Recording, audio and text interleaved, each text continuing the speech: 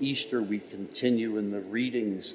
You know, it's interesting that we go back to the 3rd chapter of the Gospel of St. John. But this is where Jesus is going to begin to instruct about the coming of the Holy Spirit, the action of the Holy Spirit, and the movement of the Holy Spirit. And he uses this image of the wind.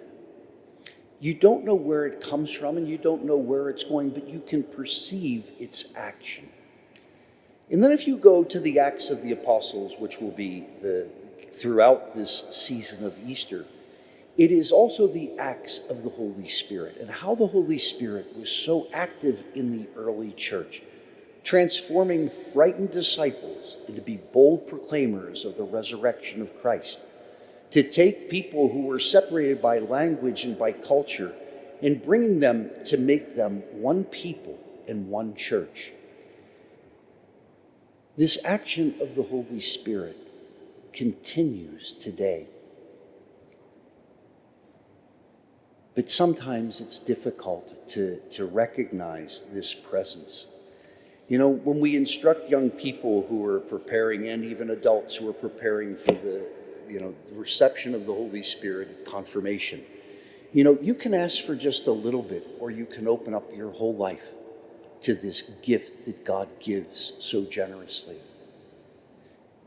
The Holy Spirit in the life of the church helps us to understand who Jesus is.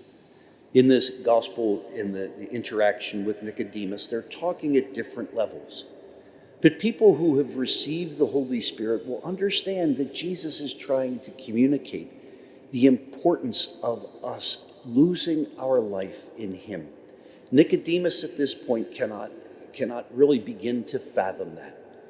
It will take him a long time, but he will get there. And the same with us. To understand this gift of the Holy Spirit, maybe in our youth we weren't ready.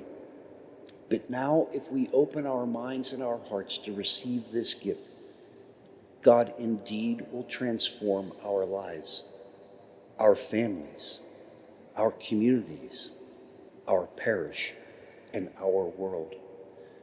Because the Holy Spirit brings love, brings forgiveness, and brings unity to what Satan has scattered.